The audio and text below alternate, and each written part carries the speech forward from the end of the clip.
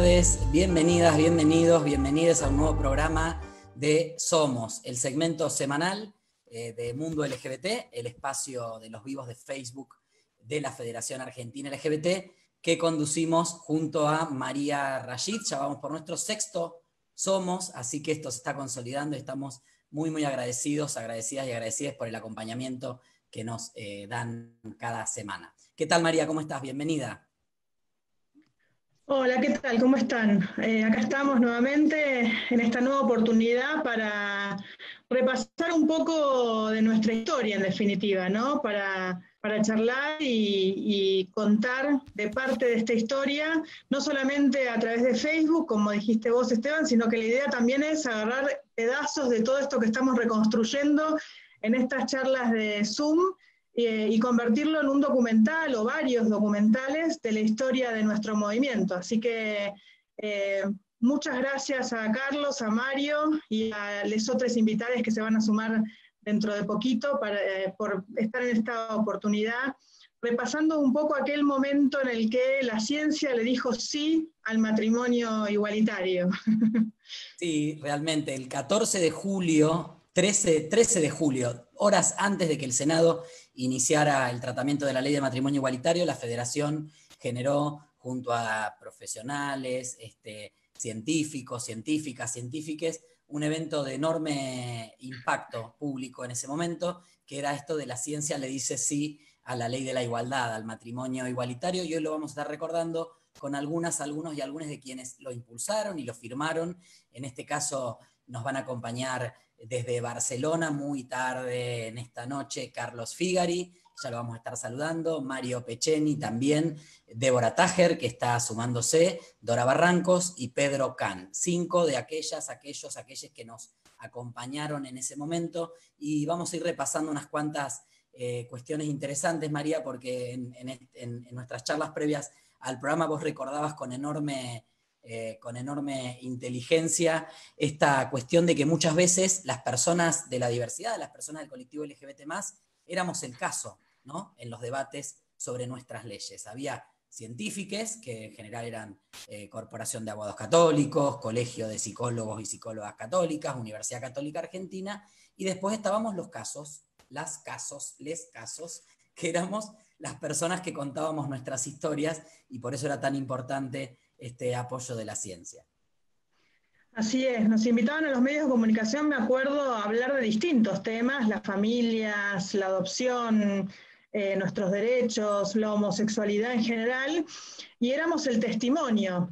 Y además del testimonio estaba el médico, la psicóloga o el psicólogo, la médica, el abogado o la abogada, y entonces éramos nosotros hablando desde nuestro testimonio, nuestra experiencia personal, y alguna ciencia que hablaba de nosotros, ¿no? La voz autorizada, además, era. Recuerdo, además, algunas discusiones con estas producciones que en aquellos tiempos, bastante antes de la sanción de matrimonio igualitario. Hola, Débora, ¿cómo te va? Ahí se está sumando Débora Tájer, bienvenida. Y estábamos recordando esto de que cuando nos invitaban a los medios de comunicación, éramos el testimonio, la ciencia representada en la medicina, la psiquiatría, la psicología, el derecho, alguna voz autorizada que iba a opinar sobre nuestras vidas, nuestros derechos, nuestro acceso a los derechos en particular o en general, ¿no? Y recordaba las discusiones con algunas producciones en donde primero cuando preguntábamos, bueno, ¿quiénes van al programa a discutir este tema, no? Bueno, son ustedes y el psiquiatra fulano de tal. Bueno, el psiquiatra fulano de tal, ¿está a favor o en contra de nuestros derechos? No, en contra. Bueno, traeme otro psiquiatra que está... No, traeme otra voz autorizada para la sociedad, para la cultura, que hable también con otros argumentos, con los mismos argumentos, pero con otra opinión. Bueno, esas eran un poco las discusiones en los 80, en los 90, donde además eran las dos campanas que había que mostrar. Nosotros éramos la campana del testimonio, a favor, y la campana de la ciencia o la academia, en contra, siempre en general, ¿no? Era como la forma de nivelarlo. Y por supuesto que para la sociedad y la cultura, el peso del testimonio, éramos el pobre caso, les pobres enfermes muchas veces, ¿no? Era mucho menor ese valor que el valor de la voz autorizada de la ciencia y de la academia, ¿no? Y esto lo supo leer muy bien la Iglesia Católica cuando fue al Congreso. Y utilizó la estrategia de ir a hablar desde la voz autorizada de la academia o de la ciencia, no desde la voz de la fe o de la religión, ¿no?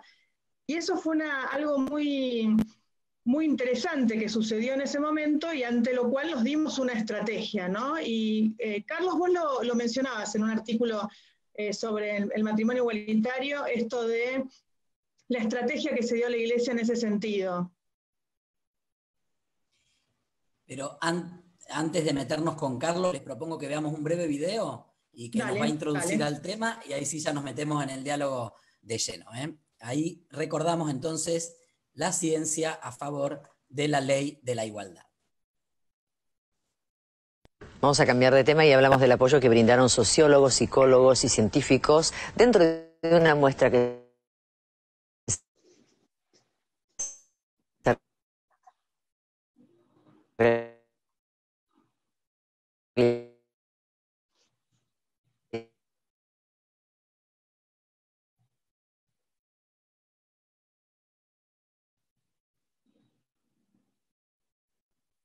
son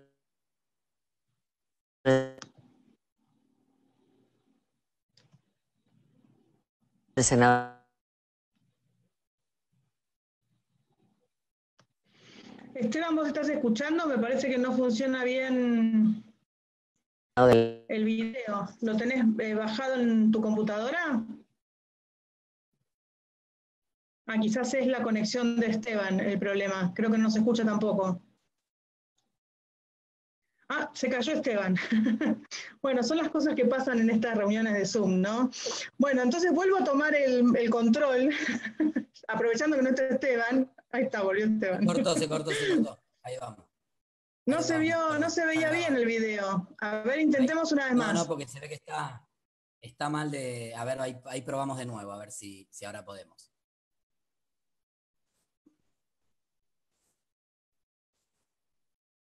Es una forma de expresión de la sexualidad humana tan respetable como cualquier otra, y lo que la ley va a hacer simplemente es terminar con la situación de una suerte de apartheid, de discriminación que sufren en este momento las personas que tienen una orientación sexual diferente a la de la mayoría de la población que es heterosexual. En este momento una persona de cualquier orientación sexual puede adoptar en tanto que cumpla con las condiciones que, por supuesto, va a fijarse el juez de familia que se cumplan. Y la dificultad radica en el hecho que si hoy una pareja compuesta por 2 hombres o por 2 mujeres adopta un niño, ese niño tiene menos derecho que un niño adoptado por una pareja heterosexual. ¿Por qué? Porque efectivamente al no reconocerse el matrimonio, los derechos hereditarios, los derechos de obra social, los derechos a tener una pensión, etcétera, no están reconocidos. Es más, imagino una situación de un señor que adopta un niño y vive en pareja con otro señor. Si el adoptante muere, el niño pasa otra vez al sistema de instituciones de tutela o guarda que ya conocemos las dificultades con las que funcionan en nuestro país. De modo tal que no hay ningún argumento realmente serio para oponerse a esta ley, como no sea una cuestión de prejuicio. Cuando se iba a aprobar el matrimonio civil, ¿no?, en la Argentina, se decía que se iba a desintegrar la familia siguió gozando buena salud. Se dijo cuando se aprobó la ley de divorcio, también se vaticinaba el final de la familia sigue existiendo, y ahora se dice que esto también implicaría la disolución de la familia. Yo digo que disolución, si en realidad es sumar al reconocimiento legal a familias que ya existen hace mucho tiempo y que van a seguir existiendo. No es ninguna novedad esta cuestión. Por su parte, la presidenta de la Federación denunció que en algunas audiencias del interior la comunidad homosexual fue víctima de actitudes discriminatorias. Las reuniones de Comisión de Legislación General en algunas provincias, e incluso acá en la Ciudad de Buenos Aires, ha habido algunos profesionales en general relacionados a la Universidad Católica o a la Universidad Austral, que con esto quiero decir que son universidades que parten de dogmas religiosos y que se apartan de lo científico, han tenido expresiones muy discriminatorias que incluso han expresado que somos lacras o porquerías, o que tenemos tendencia al suicidio y a la locura y un montón de otras cosas que son sumamente discriminatorias y sumamente hirientes hacia nuestra comunidad y que explican por sí mismas por qué es tan necesaria la aprobación de este proyecto. Justamente el Estado debe dejar de legitimar la desigualdad jurídica para que esta desigualdad jurídica no siga traduciéndose en la vida cotidiana y en estas expresiones en discriminación y violencia. Ahí sí. Bueno, ahora seguimos con el diálogo. Un poco lo que decía, ¿no? de la estrategia que nos dimos para responder a esto del discurso de la Iglesia camuflado en discurso científico, ¿no? Carlos, vos decías en un texto, una estrategia que los sectores contrarios supusieron podría resultar convincente fue abandonar el campo de las afirmaciones religiosas o eslogans de cualquier orden y tratar de fincarlas en argumentaciones de carácter científico. Si querés, estás muteado, Carlos, tenés que sacarte... Ahí está. ¿Ahora sí? Sí, perfecto. Okay. No, me parece que el problema era, a ver, si ellos hubieran seguido insistiendo en argumentos metafísicos o religiosos, ok, uno podría haber dicho, es lo lógico, pero de repente, y yo te voy a contar cómo, porque vos tenés que ver con esto del surgimiento, de cómo se generó toda esta cuestión, el problema fue que ellos comenzaron a discutir en los términos de la ciencia, ¿sí?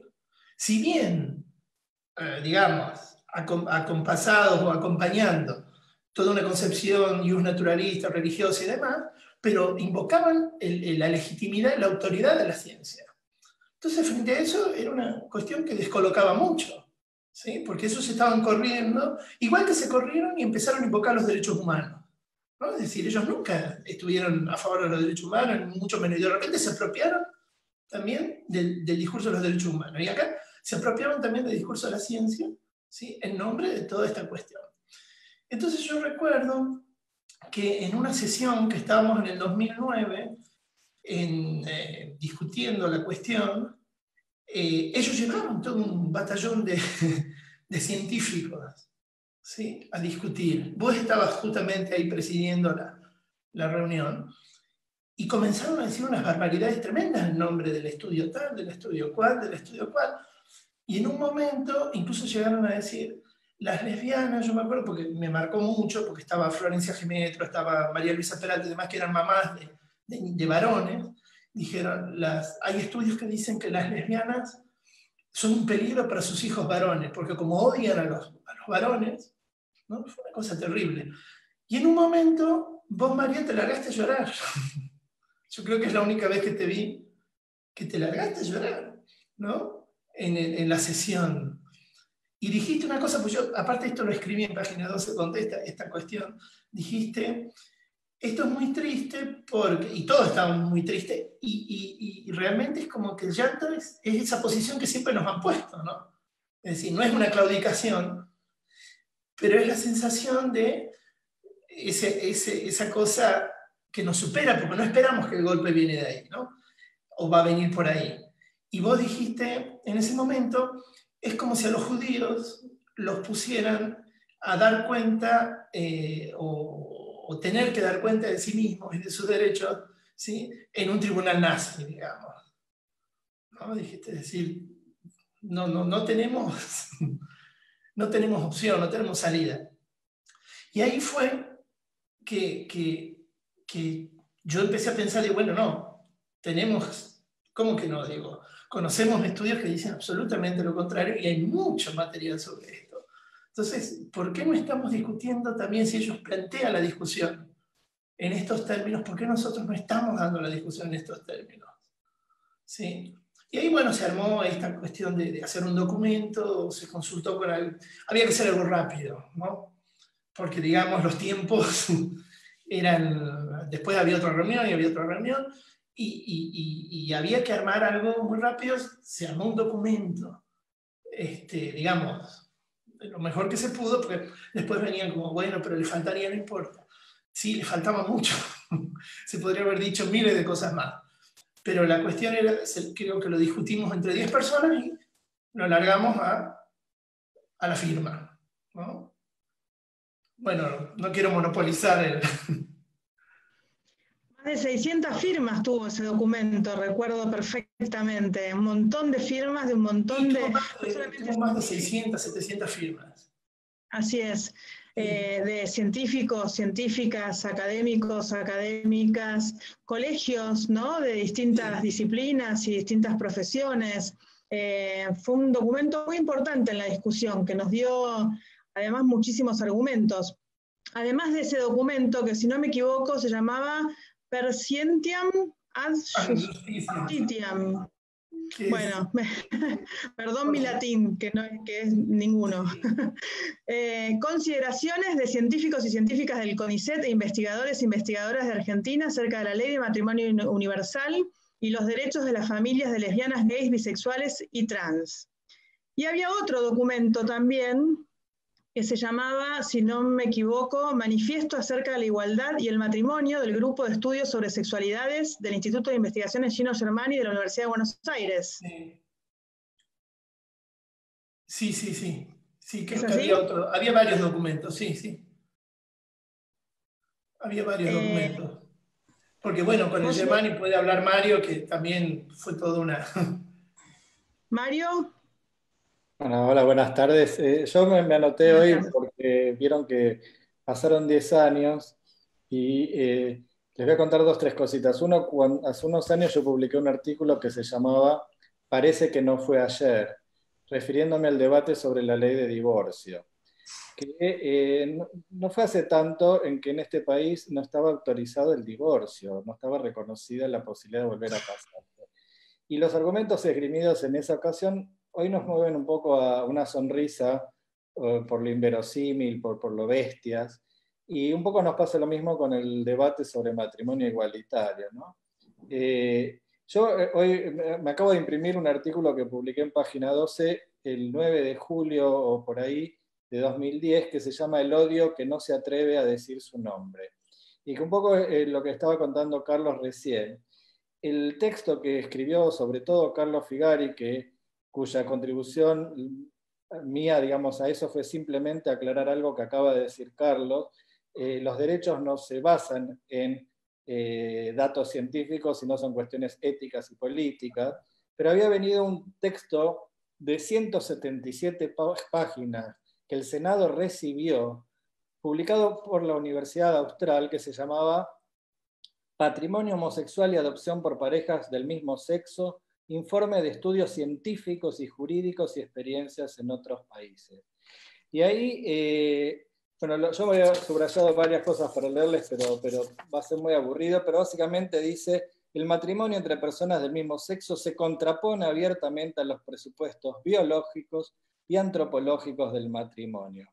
Extender sus estatutos y los beneficios que le corresponden a otras uniones como las de personas del mismo sexo implicaría una seria discriminación y un perjuicio grave e irreparable a los esposos, a los menores, a las familias y en definitiva a todo el pueblo argentino.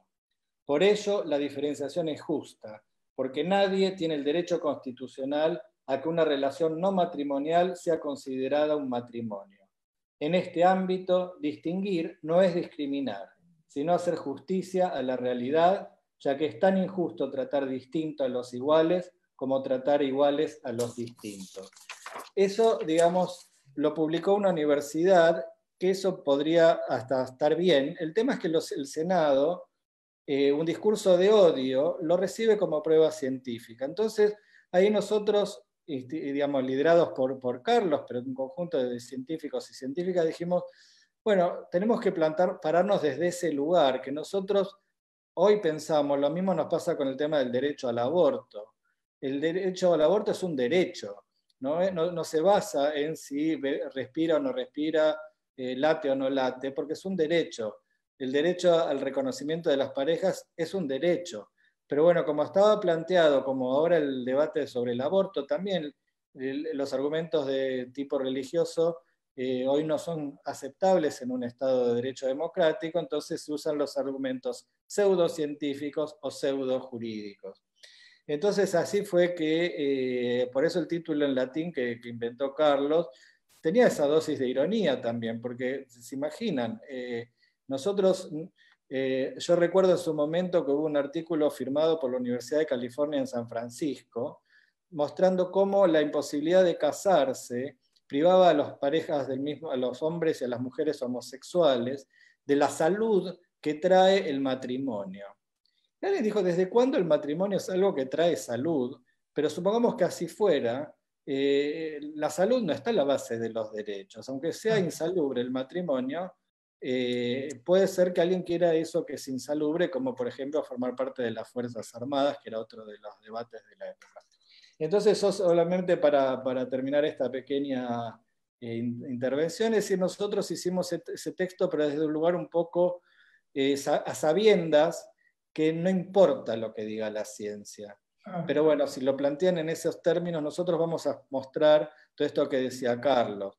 No quiere decir que los chicos criados por dos mujeres lesbianas les van a tener problemas psicológicos, que es paradójicamente lo mismo que se decía cuando se discutía divorcio, que hablaban de chicos huérfanos de padres vivos, en el año 1987. Y yo, simplemente para terminar pasando el aviso, yo ahora estoy de vicepresidente de Asuntos Científicos del CONICET, y nosotros estamos tratando de contribuir también desde la investigación biomédica, pero también la legal, la comparada, la ética, la filosófica, la histórica, la antropológica, a varios debates. Por un lado, ya lo mencioné, el derecho al aborto, pero también hemos creado en el CONICET la red de investigación sobre cannabis y sus usos medicinales, que tiene que ver con el derecho de las personas y las familias a acceder a poder atenderse con los derivados del cannabis.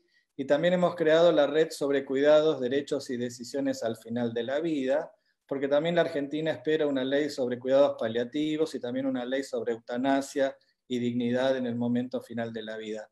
Entonces la idea es que nosotros, desde quienes trabajamos en investigación y nos dedicamos a esto como profesión, podamos contribuir a los debates que la sociedad argentina se merece, en términos que no sean los de la irracionalidad que muchas veces se plantean desde sectores conservadores y completamente violentos, como los que se oponían a la ley de divorcio, se oponían a la ley de matrimonio igualitario, se oponían a la ley de identidad de género, y hoy se oponen a que legalicemos el aborto y otros tantos derechos que tenemos pendientes en nuestra agenda. Así que bueno, gracias por esta oportunidad de rememorar algo que fue ayer, pero que no parece que fue ayer.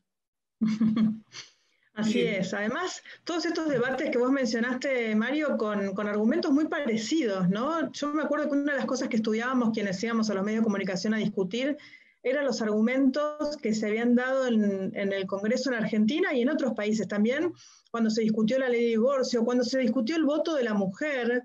Siempre aparecían argumentos muy parecidos, nos servían esos debates para aprender cuáles eran los argumentos que se venían en contra del matrimonio igualitario, y fue así, o sea, utilizaron más o menos los mismos argumentos. Débora, ¿te fueron a convocar para que firmaras este documento? ¿Cómo te acercaste al documento? Y bueno, ¿qué estabas pensando y haciendo en aquel momento en el que la ciencia fue convocada a decirle que sí al matrimonio igualitario? Estás muteada. El micrófono, ahí. Bueno, me desmuteé. Hola. Bueno, primero, muchas gracias por la invitación. A mí lo que me pasó en el momento del debate, yo estaba recién parida, porque fui madre primeriza a los 45 años. Entonces, mi hija había nacido en mayo. Igual que yo. Casa y no pude participar del debate, y firmé, por supuesto, y circulé. Y cuando Esteban me invitó a que hoy esté con ustedes, y que me encantó que me invite, él me decía, bueno, ¿te acordás qué estabas pensando en ese momento? Y digo, la verdad que no. Entonces me fui a ver qué escribía en ese momento, ¿no? Entonces, al poco tiempo de cuando sí se aprobó el matrimonio igualitario, se produjo un debate muy fuerte al interior de los psicólogos, que muchos estaban a favor del matrimonio igualitario, pero que científicamente estaban en contra, ¿no? Pateaban en contra, que es lo que yo digo a veces, que es, digamos, la homofobia sin homófobos, la xenofobia sin xenófobos, ¿no? O sea que separan, no con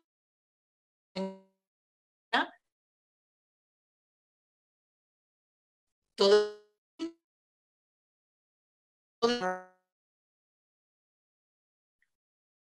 Se corta, Entonces, ¿no? Sí, Débora, si podés volver a repetir la idea esta de los homófobos, la homofobia sin homófobos, que justo se cortó un poquito la señal.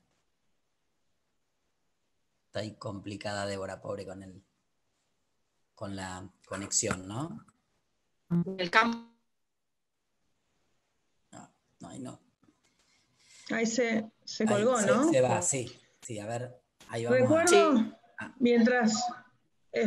Vamos a tratar mientras esperamos a Débora, recuperarla, sí, se cayó. Ahí la vamos a recuperar. Ahí está. Mientras que vuelve Débora, que recordaba algunos de los argumentos, ¿no? Me acordaba del momento que describió Carlos yo lloré muchas veces en el debate de matrimonio igualitario, pero recuerdo perfectamente el momento que describió Carlos, porque un momento con mucha violencia, los argumentos eran tremendos. Recuerdo que decían que teníamos tendencia al suicidio, aparte venían con estadísticas y un montón de números y cosas que teníamos tendencia al suicidio, tendencia al incesto. Hola Dora, ¿cómo estás? Hola, ¿cómo estás? Bienvenida. Bienvenida, Dora Barrancos. Hola. Y ahí la recuperamos a Débora. ¿Todos sanes ahí? Sí, ¿no? Ahí sí. ¡Qué suerte, qué suerte! Dora es la madre de todas las batallas. Ay, gracias enorme. Marito, de paso te pregunto algo, ya que estamos ahí. Me pregunta, ¿hay alguien?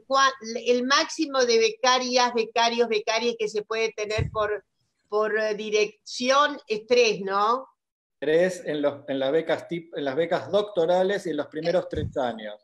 Cuarto y quinto año no cuentan, codirecciones no cuentan, postdoctorales no cuentan. Perfecto. Y finalización de doctorado no cuenta. También.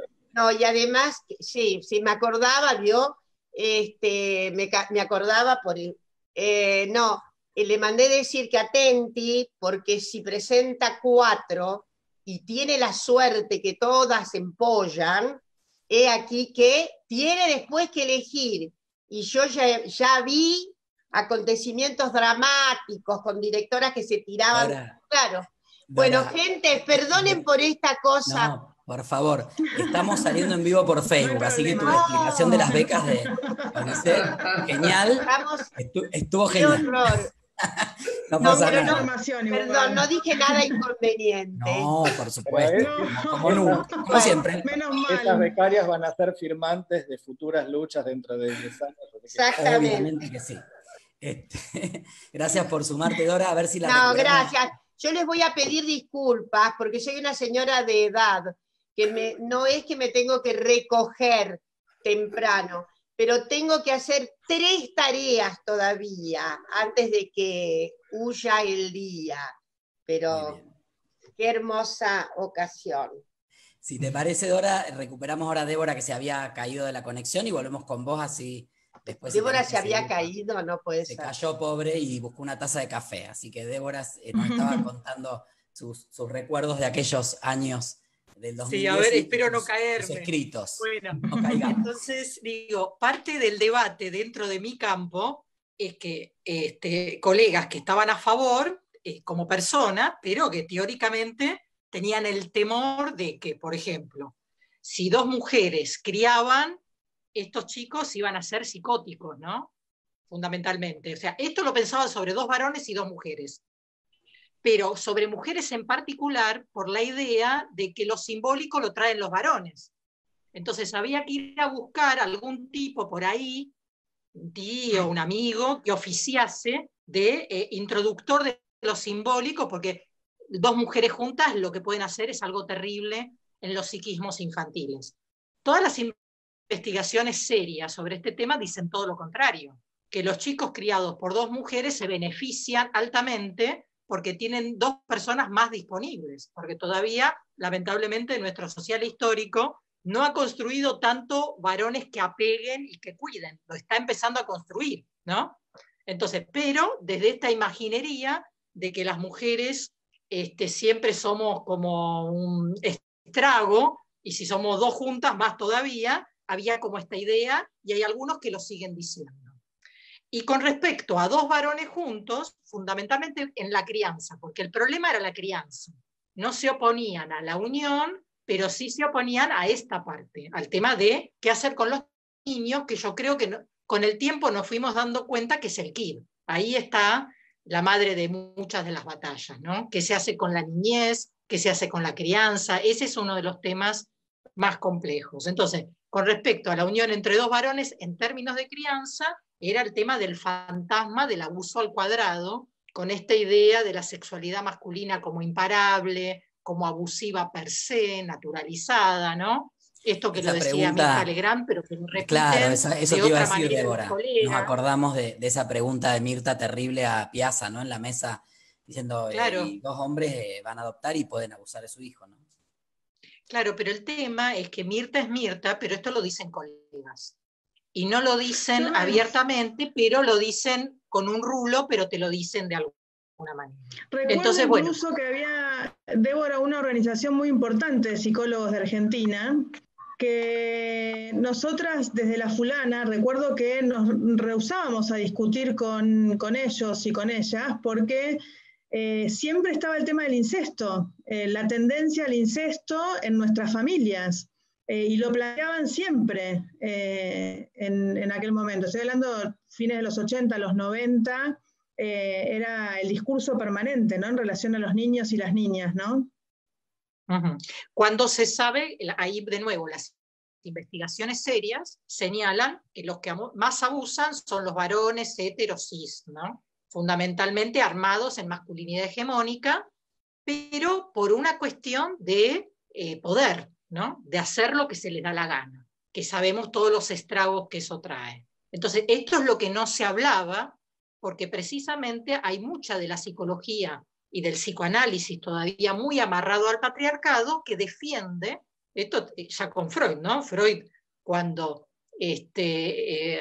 saca la teoría traumática y dice no le creo a mis histéricas porque me mienten, y se puede empezar a hablar de la fantasía, lo que deja de lado son todos los abusos que realmente existían al interior de las familias, y no precisamente en familias diversas, sino en familias burguesas, heteronormadas, etcétera, etcétera.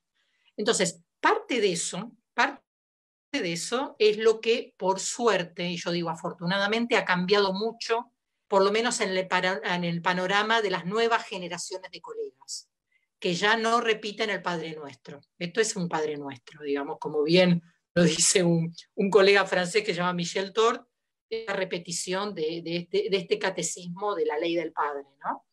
Y se pueden empezar a pensar otras cosas, y que es lo que en realidad estamos trabajando en este momento quienes trabajamos en psicoanálisis con perspectiva de género, que es ver cuáles son las realidades y los conflictos cotidianos que tienen las familias diversas. Y diversas pueden ser de diferentes maneras, no solamente de matrimonio igualitario, sino alguien de la familia, que un hijo, una hija, o sea, todo lo que tenemos que poder aportar en el acompañamiento de la diversidad sexual e identitaria, que como yo digo siempre, es parte de la diversidad humana.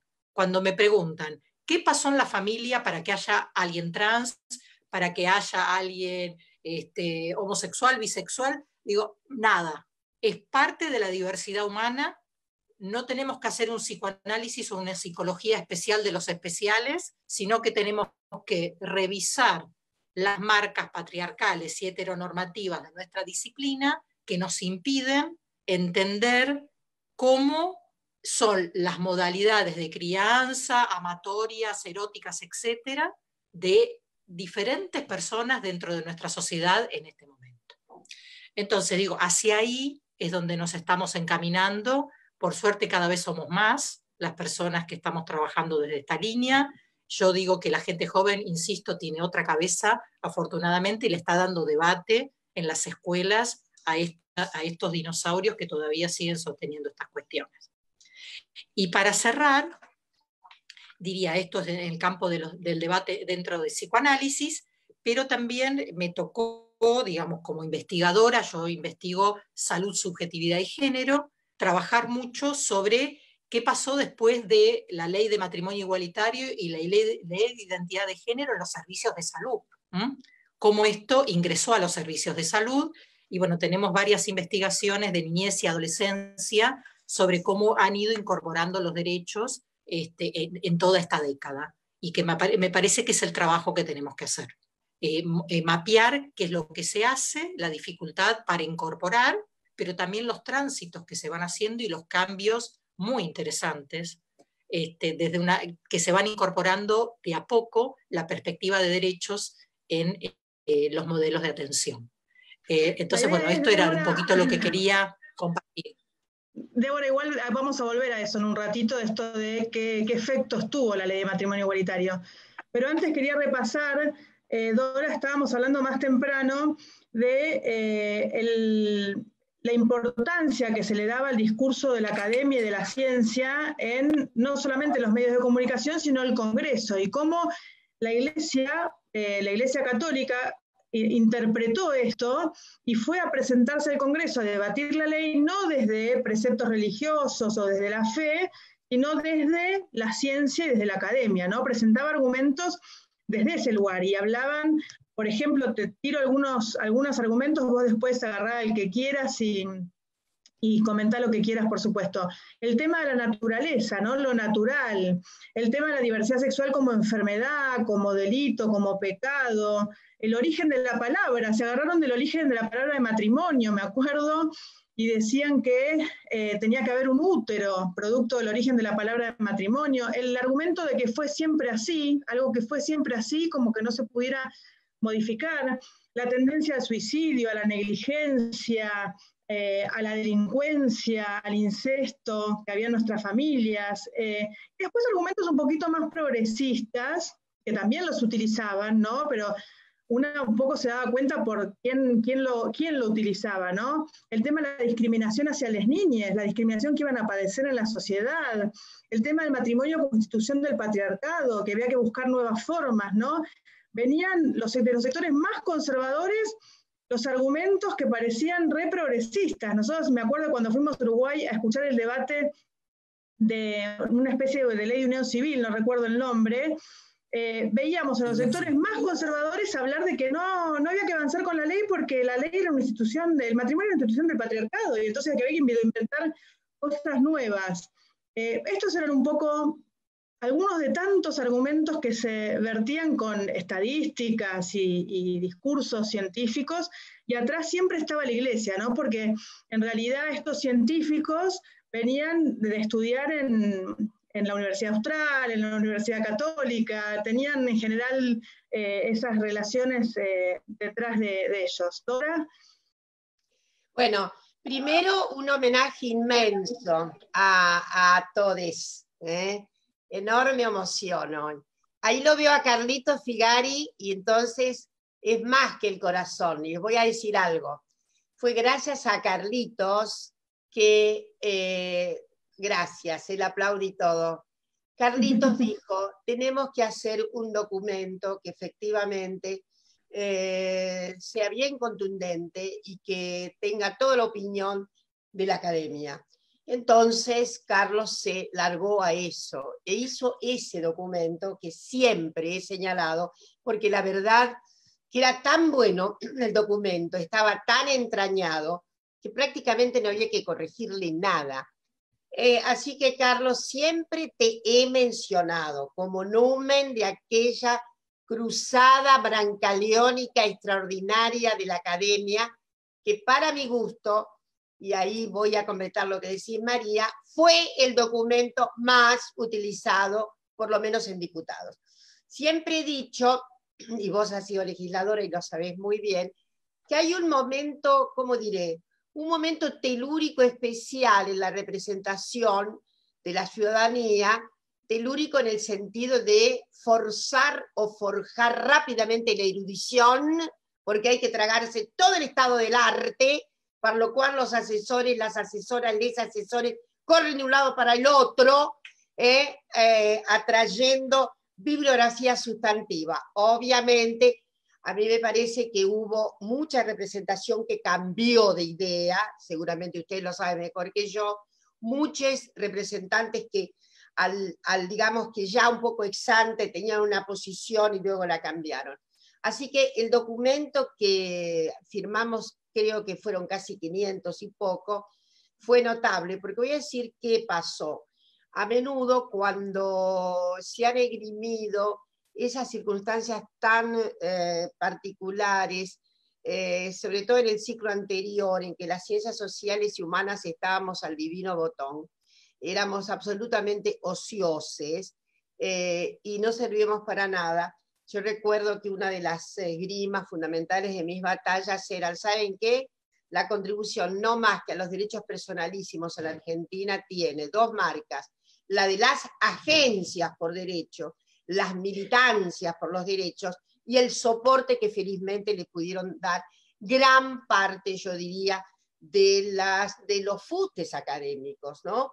Entonces, quiero decirles que hace 3 años atrás, ahora Mario hará, o 2 por ahí, 2 y medio, Mario podrá hacer la contabilidad. Ustedes saben que el CONICET tenía alrededor de 200 proyectos de investigación que tenían que ver con género, relaciones de género, pero sobre todo muchos proyectos que tenían que ver con las disidencias, que tenían que ver con enorme cantidad. Mucho más osados, desde luego, los proyectos que tenían becarios, becarias. Esto es así. Yo estoy segura que se ha incrementado ese número. Por lo tanto, eso ha sido una fragua acompañante de la movilización por derechos, para mi gusto fundamental. Otra cosa que me gustaría decir entonces, Carlitos, todo nuestro apoteótico saludo hoy, porque esa coagulación fue notable.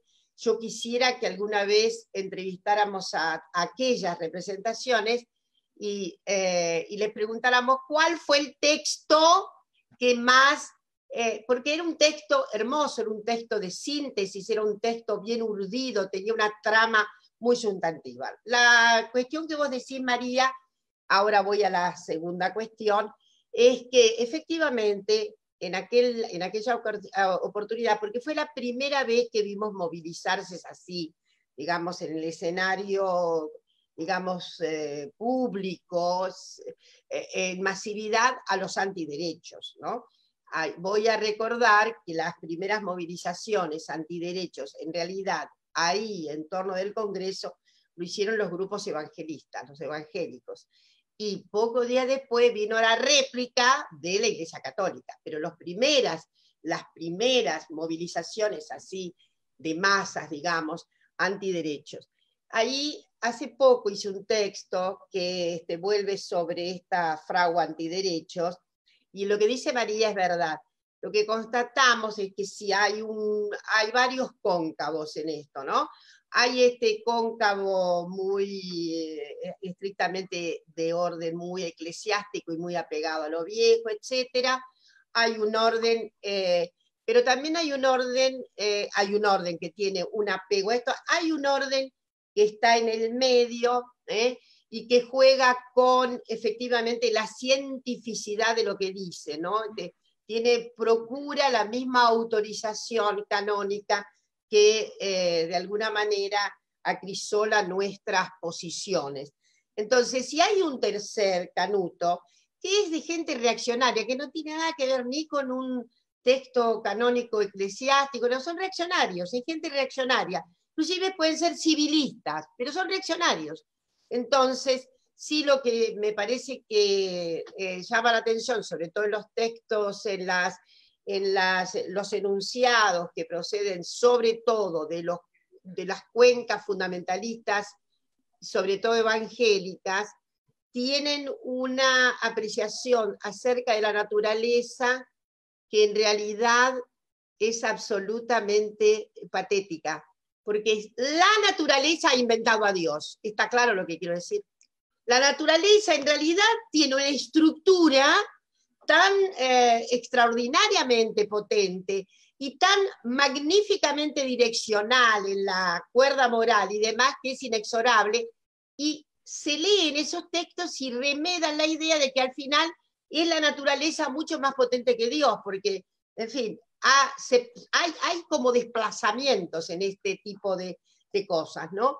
Ese fundamentalismo es muy orgánico, insisto, sobre todo, a mí me parece, tengo la impresión, de que ya el cauce católico, fundamentalista católico, a ese cauce le gusta conversar más con lo que serían estas sintonías menos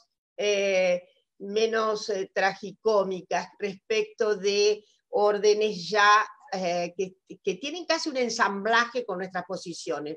Lo que decías vos, María, ¿no? Es inconveniente, ¿para qué quieren esto? Resulta que eso retrasa porque efectivamente hay el Estado tiene mayor potestad, etcétera, etcétera, etcétera.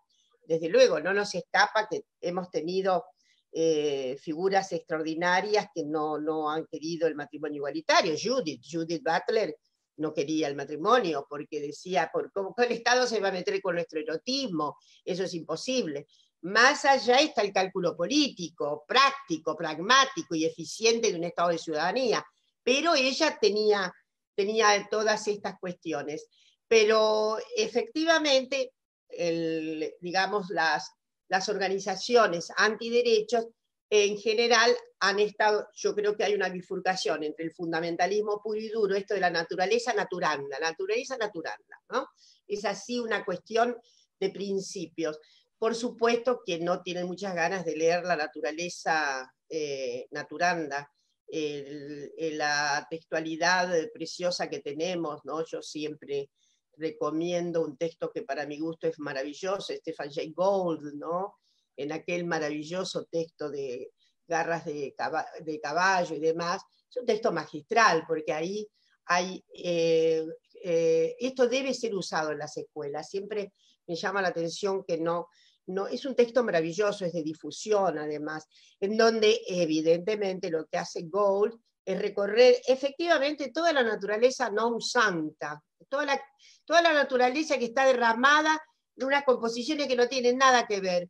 Una podría terminar con Gould diciendo, miren, la moral es un invento absolutamente acá, no, lo hemos hecho, lo hemos trajinado solamente la especie humana, más allá de que, bueno, que haya instintos, etcétera, relativos a cierto mutualismo, que no me lo creo. Estos son aprendizajes que hacen algunas especies, por ejemplo, primatas. Me refiero a las figuras de la colaboración y el mutualismo. Y para cerrar, porque ya hablé mucho, decirles que efectivamente sí, es notable que ese fue un paso extraordinario, un paso de desentización de esta sociedad, un paso que para quienes, por ejemplo, habíamos habitado un país como Brasil, en donde pensábamos que había una cierta amigabilidad corriente, ¿no? Una amigabilidad estándar en la cotidianidad, mucho menos homofóbica, mucho menos en términos expresos, lo era, sin duda. Pero sin embargo, vean ustedes, y yo siempre pensaba, cuando estaba allá, que Brasil iba a ser el país que más rápido iba a andar este camino de derechos, y ustedes vieron cómo las cuestiones han ido exactamente al revés. En fin, para terminar, decirles que yo creo que con estas dos leyes, la de matrimonio y la ley de identidad de género, la verdad es que la Argentina provocó un gran cimbronazo en su orden jurídico.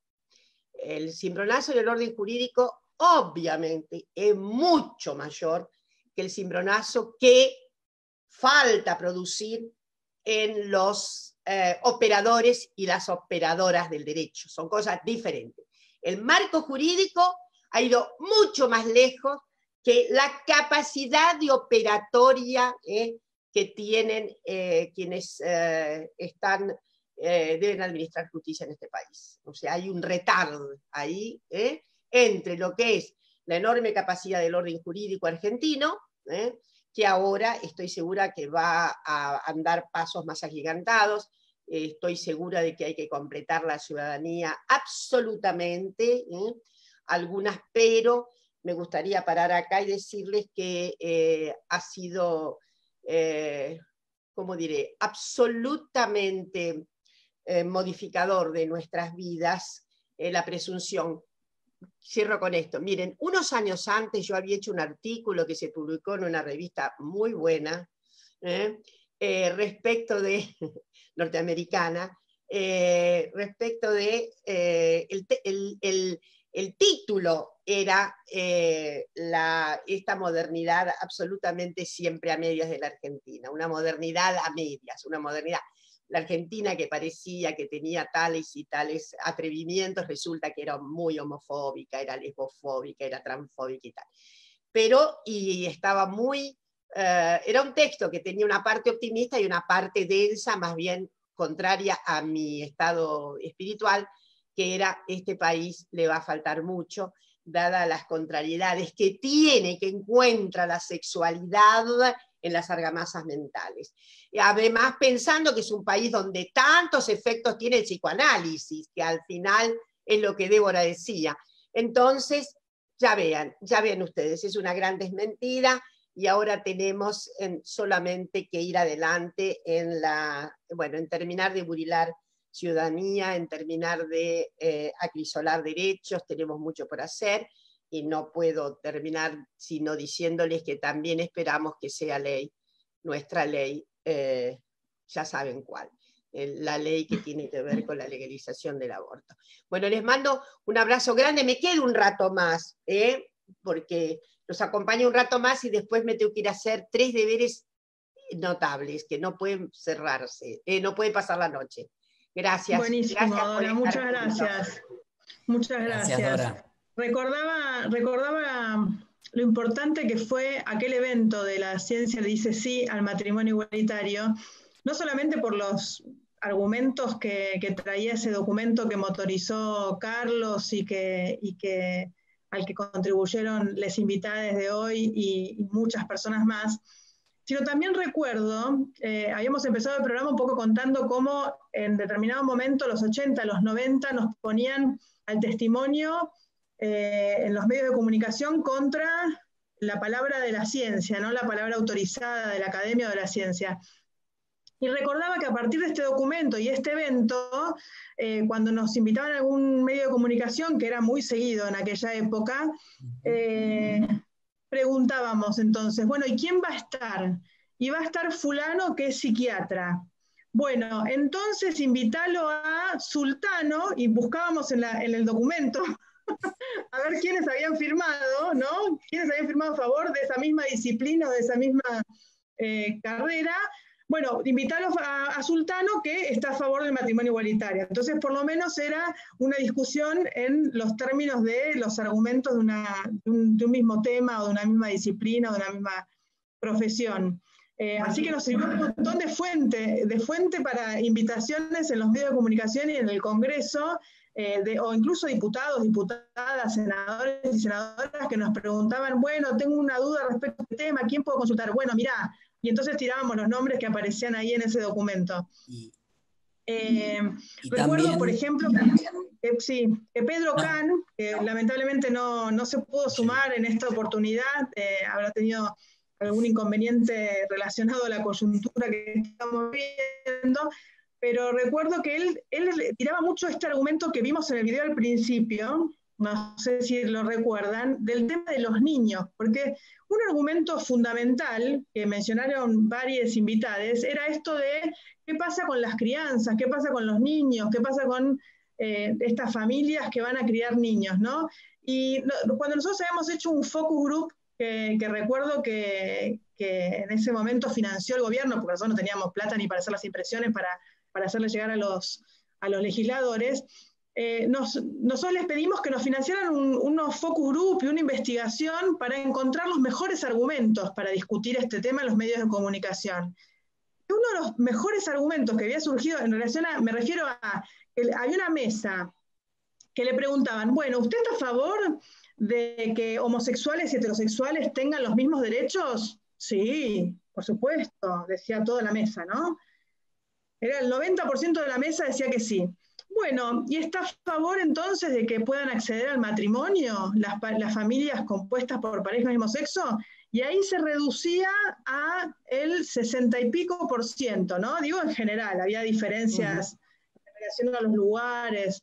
60 y pico %, entonces ya la igualdad de derechos ya no era tan igual. Era para muchas cosas, pero no, para matrimonio ya no. Y cuando preguntaban por la adopción, se reducía al 40%, se reducía bastante la adhesión al matrimonio igualitario en esos términos. Entonces íbamos probando argumentos a ver qué pasaba con las mesas, y las mesas se daban vuelta cuando le decían, pero usted sabe que las parejas del mismo sexo ya pueden adoptar, ¿usted lo prohibiría? Y pasa algo con la prohibición, parece, en Argentina, que la mayoría, no, prohibirlo no. O sea, el 60% no estaba de acuerdo, pero tampoco lo querían prohibir. Entonces, una parte del argumento tenía que ser, está permitido, ojo que está permitido, ¿no? No lo podemos hacer como pareja, pero está permitido. Ese era un argumento importante. Pero otro que era más importante todavía, y ahí se daba vuelta toda la mesa, es, las niñas de estas familias no acceden a los mismos derechos, se quedan con la mitad de sus derechos. Y ahí están entrando Pedro Can. Bienvenido, Pedro. Justo estaba mencionando, ¿cómo estás? Estaba mencionando un argumento que... Estás muteado, Pedro, ahí está. Estaba contando, Pedro, un argumento que diste vos en un video que pasamos hace un ratito, en donde decís que las niñas de nuestras familias accedían a la mitad de sus derechos, porque efectivamente no podían compartir la obra social con uno de sus papás o una de sus mamás, no podían tener una pensión, no podían heredar sus bienes. La mitad de los derechos de todos esos niños se veían vulnerados por el no acceso al matrimonio igualitario. Y ahí la mesa de los focus group que habíamos hecho se daban vuelta y decían, no, ¿cómo? La mitad de los derechos, todos esos niños, no puede ser. Y Pedro, vos repetías ese argumento muy convenientemente, era uno de nuestros mejores argumentos en relación cuando se tocaba el tema de los niños y niñas, y vos lo repetías permanentemente y acabamos de ver en un video donde decías eso, ¿no? Recordábamos un poco aquel evento. Bueno, muchas gracias, María. Disculpen, pero me desocupo recién de otro Zoom, por eso entré tarde. No hay problema, no hay problema. Contábamos esto del peso de la voz de la ciencia, de la academia, en el debate que hubo de matrimonio igualitario, y lo importante que era la presencia de todos ustedes, en definitiva, de todos en estos debates, ¿no? La importancia del apoyo y el aval de sus discursos de distintas disciplinas, de distintas profesiones, de distintas carreras, y desde aquel documento que motorizó Carlos, donde la ciencia le decía sí al matrimonio igualitario. Y lo que queríamos preguntar ahora, que por ahí, Pedro, por ahí podés empezar vos, es qué piensan, qué efecto tuvo la aprobación del matrimonio igualitario en términos sociales y simbólicos, ¿no? ¿Qué efecto tuvo? Porque, bueno, reconoció derechos, pero ¿fue solo eso o les parece que hubo otros efectos ahí en la aprobación de esta ley? Bueno, sobre efectos sociales y simbólicos, Mario Chini está más autorizado que yo para opinar. Yo lo que te quiero decir es que a mí me parece que sirvió para muchas cosas, ¿no? Primero normalizó de una manera muy clara el hecho de que lo que importa es que dos personas se amen independientemente de que, digamos, de cuál sea el objeto del amor.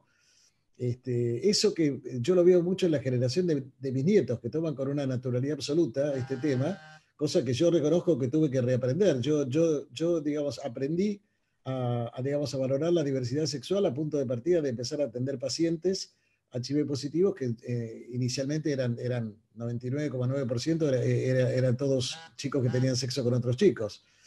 Y la verdad es que yo no tuve formación en la facultad, digamos, nosotros cursamos una materia que es psicología médica, que es lo mismo que no cursarla, más o menos, y después no tuvimos, pero ya no sobre modelos de diversidad sexual, ni siquiera se hablaba de la heterosexualidad. La sexualidad en la Facultad de Medicina no existía. Así que todos tuvimos que, digamos, reaprender y reconfigurarnos. Y a mí me parece que esto ha tenido un impacto sobre, digamos, para gente de mi generación y de la generación siguiente, mucha gente que tragó saliva y dijo, bueno, tengo que aceptarlo. Pero para las generaciones más jóvenes se ha transformado en un hecho absolutamente natural, lo cual implica que la sociedad que viene es mejor que la sociedad que tenemos ahora y mucho mejor que la que tuvimos. Pero me gustaría escucharlo a Mario, que es el que sabe. Bueno, acá estamos rodeados buenas y rodeadas de... No, yo voy a hacer 3 comentarios rápidos. De los efectos, uno es, hay una lógica que yo llamo, siguiendo el cuento de Andersen, que es el rey está desnudo. Mostró algo que todo el mundo veía y sabía, pero quizás no se atrevía a decirlo o a darse cuenta que era algo que ya... O sea, el matrimonio no legal no hizo que existieran parejas formadas por 2 varones o 2 mujeres, sino que eso que todo el mundo veía y sabía se viera. Y la segunda cuestión rápida es la categoría que a mí me gusta de Hannah Arendt del derecho a tener derechos. Mostró como que el derecho a tener derechos no es privativo de alguna categoría de población, y eso después repercute en distintas categorías que son excluidas de este derecho a tener derechos. Y después una cuestión mucho más de ciencia política, que es mi profesión de origen, mostró como un compromiso del Poder Ejecutivo, en este caso de Cristina, alguien que apoya esto no solo no pierde elecciones, sino que lo puede usar para ganar elecciones. Después de esto ganó con el 54% de los votos y lo usó, y esto es algo que yo vengo repitiendo también para el tema del aborto. Ampliar derechos da votos, no quita votos. Y eso la clase política a veces no es muy consciente. Y 2 comentarios de lo que veníamos charlando antes, así después no hablo más. El tema de las voces que decía María, en realidad ese es un problema que tenemos que pensarlo, porque las voces que importan son las de las personas, no las de los expertos. Esto de ir a buscar un experto para que hable de la vida de la que cada una y cada uno es experto, que todos somos expertos en nuestras propias vidas. Y eso es algo que también tenemos que desmontar, porque es un problema para nosotros como sujetos, como ciudadanos y como científicos y científicas, que es desde qué lugar hablar, porque nosotros ahí no tenemos nada para decir, estrictamente hablando, como científicos y científicas, más que las personas que hablan desde sus propias vidas. Entonces eso es un tema que siempre es complicado, porque te invitan a hablar y vos decís, pues no, yo no tendría que estar hablando, pero a su vez si no hablas, hablan esos otros que vos mencionaste. Y para terminar estos 3 comentarios, las derechas del mundo se dieron cuenta del papel de las ciencias sociales y humanas y de la ciencia pública en general. Ahora el fascismo tan pregnante y tan expansivo y tan poderoso que vemos en cada uno de los lugares, empieza a atacar y ataca cada vez más a los científicos y científicas, a intelectuales, pero también a las universidades públicas y a los sistemas públicos de ciencia y técnica. Y esto no es menor, porque se dieron cuenta que dar la batalla ahí hace también a la posibilidad de que esos autoritarismos tan violentos, tan a veces locos que hemos visto en estas marchas, por ejemplo, en estos días, por algo se ponen no solo contra los derechos humanos, sino también contra de ciertos saberes y ciertas instituciones que desde lo público quieren defender valores que son los valores de la comunidad. Porque esto que lo vivimos casi como un experimento en el matrimonio igualitario, lo vemos cotidianamente en cada uno de los debates que las sociedades se están dando, ¿no?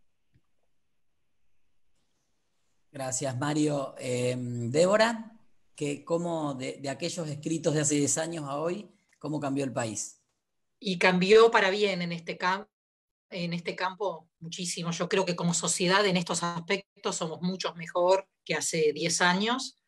Tomaría esto último que dijo Mario para que tengamos una idea que tenemos que defender lo público. Es decir, a nosotros se nos juega que tenemos que defender lo público por la misma razón que nuestros enemigos quieren destrozarlo. Digamos, está Pedro acá también, para la pandemia también. Digamos, si no tendríamos el sistema público que tenemos, aún desfinanciado con un montón de problemas, no tendríamos la respuesta que estamos pudiendo tener. Entonces, claramente, ¿por qué siempre esa camiseta la tenemos que tener puesta?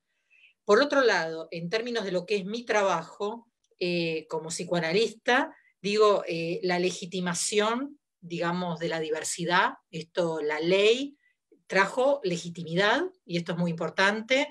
Un montón de chiques se animaron a decir y comunicar a sus familias situaciones que a lo mejor tardaban más en comunicarla. Los adolescentes lo dicen. Ustedes saben que la salida del closet, mucha gente llevaba mucho más tiempo que lo que está aconteciendo en este momento, afortunadamente. De hecho, hay gente que nunca estuvo en el closet, ¿no? O sea, empiezan a ver esos existenciarios, que es muy interesante. Por otro lado, también dio vuelta a algo que ya venía pasando, digamos, Elizabeth Roudinesque lo había tematizado, que es la idea de que si tu hijo o tu hija te dice que es homosexual, eso no quiere decir que vos no vas a ser abuelo o abuela. Esto también ha cambiado la cuestión de qué es lo que podés esperar, digamos, de la generación que te sigue, y ha cambiado muchísimo, ¿no? Con respecto a que se pueden casar, que pueden tener hijos, no implica que ya ese hijo o esa hija no te va a dar nietos y no se va a ampliar por ese lado. Es muy interesante. Y también que se ha avanzado, creo, en la idea de que no hay una sola sexualidad verdadera. Si bien los sectores conservadores lo siguen sosteniendo, me parece que a nivel de la sociedad civil y de la sociedad en general, y también las nuevas generaciones, lo dijo Pedro muy claramente, que están con otras cabezas, que arman otras cabezas con respecto a la sexualidad y también con respecto a la identidad. Yo hace 2 años hice un trabajito muy lindo con mi equipo en el Nacional Buenos Aires por el tema de los scratches, y entonces estuvimos trabajando con familias y estuvimos trabajando con les pibes, y tuvimos que traducir a las familias más binarias el mundo no binario y diverso de les chiques. Y fue muy interesante esa traducción de lógicas. Entonces me parece que en este sentido, por muchas razones somos mejores, pero tenemos enemigos. No todo el mundo, ¿viste? Hay una frase feminista que dice, nuestros sueños son sus pesadillas. Y es así, y son muy virulentos, y los vemos, y bueno, pero digamos, como son nuestros sueños, los vamos a seguir defendiendo. Así es, Débora. Yo pienso en una generación que digo nativa igualitaria, ¿no? Una generación que nació o creció o accedió a la ciudadanía con estos derechos ya como una realidad concreta, y eso creo que sube mucho el piso de las nuevas demandas, ¿no? Por eso también vemos muy actives a les chiques en todos estos debates.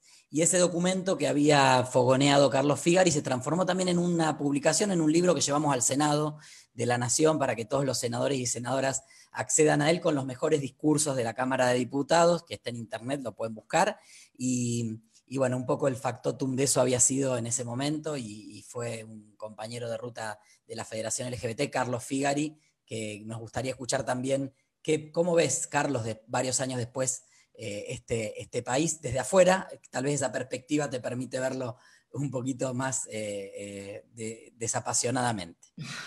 Yo quería, se me escucha ahora, ¿no? Por ahí pongo el mute. Quería, porque son todas sus loas, pero digo, yo no estaba solo, estábamos todos participando, ¿no? Con Mario, decir, toda la gente que íbamos a todos los eventos, y muy en conjunto también con todo lo que estaba haciendo la Federación en ese momento. Entonces no es que yo me desperté un día y dije voy a escribir este documento, sino que creo que fue un producto de la propia movilización que se estaba produciendo en el activismo, y que con una muy buena visión consiguió estructurar casi corporativamente esto del deporte, el arte, ¿no? La ciencia, la licencia del matrimonio, fue convocando como distintos sectores, y ahí ¿no? Ahí creo que nos metimos por ese lado, y bueno, se empezaron a producir estas cosas, y después se produjo este documento y demás. Podría contar varias perlitas, porque hay una profesora que trabaja, una investigadora que trabaja de esto del imperialismo gay, y decía que un montón de dinero vino desde la Fundación Triángulo para hacer este documento. Yo nunca lo vi, pero digo, en fin, son perlitas, ¿no? Pero volvamos al punto de lo que me preguntaba. Yo inmediatamente, cuando se aprobó la ley, yo tenía cierto escepticismo incluso escribí un artículo en ese momento donde, si uno revisa, también ve como uno se va, como dice Dora, en sus propios artículos se va contradiciendo, va viendo como, donde yo leía que estaba todo genial, pero yo soy una chica del norte, argentino, ¿no? Entonces yo decía, todo muy lindo, pero esto en el norte, en el interior, y me equivoqué, ¿no? Porque digo, lo que pude ver después, y rápidamente, fue, y acá creo que los efectos sociológicos, me parece que fue lo más importante, cuáles son los efectos movilizadores y multiplicadores de estas acciones, tanto a nivel de las estrategias que se utilizan por los grupos que están luchando por derechos, y lo propedéutico que son para otros grupos que están luchando por derechos, y cómo van creando, ¿sí?, estas estrategias que se van generando, se van replicando y se van modificando en nuevas luchas de derechos como un efecto multiplicador, ¿no? Y que son verdaderos procesos de democratización, ¿sí? Abren las puertas a un montón de procesos que no nos damos cuenta, ¿sí?, en los distintos estratos de la sociedad. Entonces, ¿y por qué se alusiona al interior? Porque de repente vi que se había movilizado al interior también. Y no solo se había movilizado, también con la Federación y ATA y demás, no, se había organizado, ¿no? Y de repente participaban y hacían marchas. Cuando yo años antes escribía, nos matan en el interior, pero nos matan de verdad, no estoy diciendo una metáfora. Si uno se visibiliza, probablemente termine muerto. Gran parte de mi producción antes era sobre esto. Y de repente había marchas, había grupos militantes, y todo eso se movilizó a partir, ¿no?, de la ley de matrimonio. Es decir, no estoy yendo tanto, porque ustedes bien explicaron, a los efectos concretos en nuestras vidas, ¿no?, como personas diversas y demás, sino en todos los efectos multiplicadores, ¿no?, que coadyuvaron a una mayor democratización de la sociedad argentina. Cosa que, vuelvo a una cosa que tú mencionaste de Judith Butler, Dora, yo pasé los últimos 10 años discutiendo con la Academia Norteamericana que no sabe leer la América Latina, ¿sí? Entonces sigue diciendo que la ley de matrimonio no estaba bien y que la ley de género tampoco está bien, porque reproduce el binario, no alcanza a verlo, ¿sí? No pero después se casó verlo. igual, Carlos, Judith Butler, sí. Se casó. ¿Cómo? Que después se casó Judith Butler. Sí, bueno.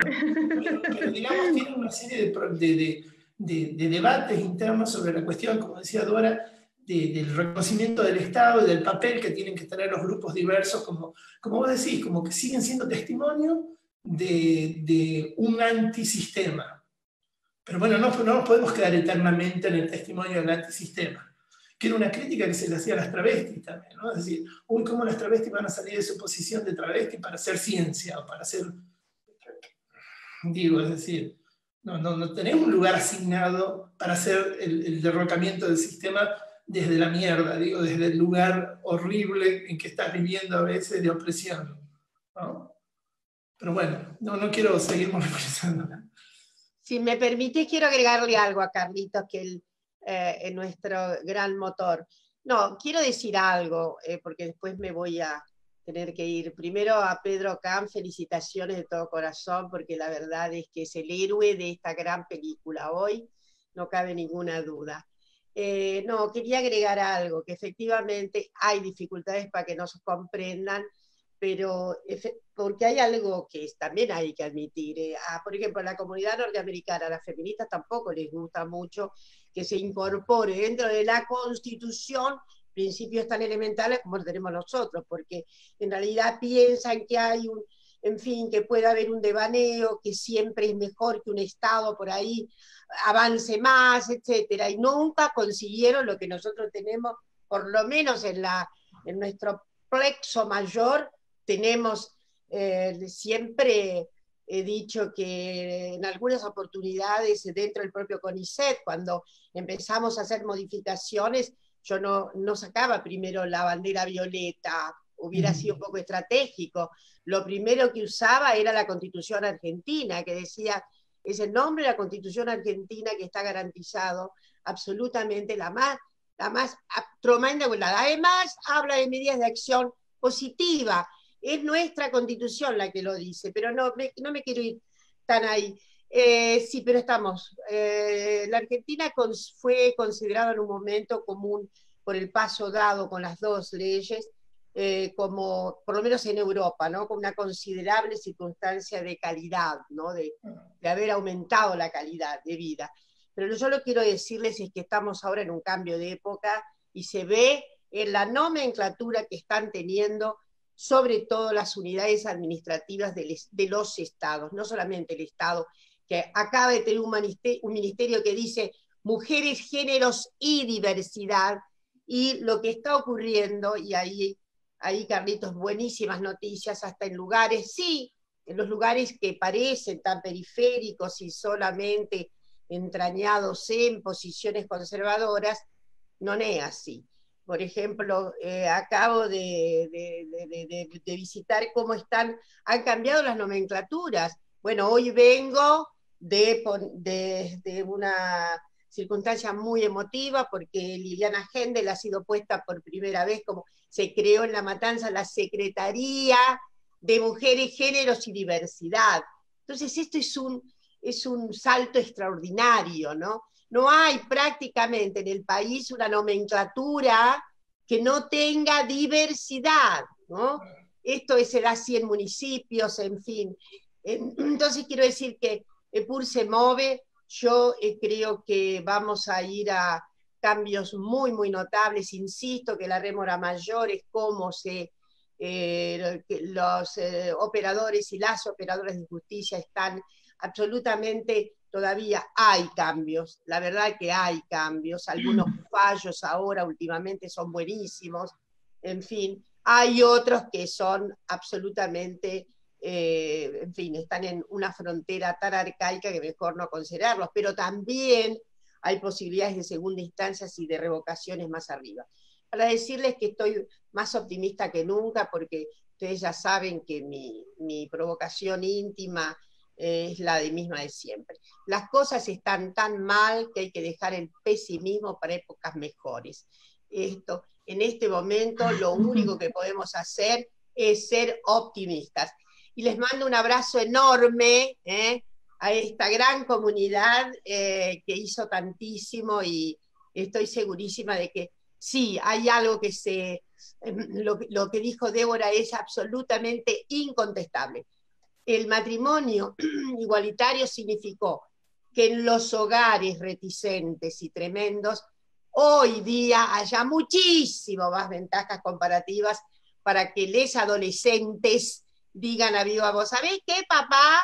A mí me gusta una chica, y chupate la mandarina, que así son las cosas. Hoy día es imposible no escuchar las sensibilidades, los sentimientos y las provocaciones extraordinarias que vienen, como siempre, de los más jóvenes. Bueno, un abrazo enorme y, en fin, sobre todo buena salud. De momento un poco conservadores decimos, un poco de buena salud no viene nada mal. Un gran cariño y arriba con Tuti.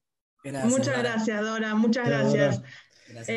Yo quería hacer Sí. Yo quería hacer un muy breve comentario. Primero agradecerle a Dora sus palabras, que me parecen exageradas, pero las acepto.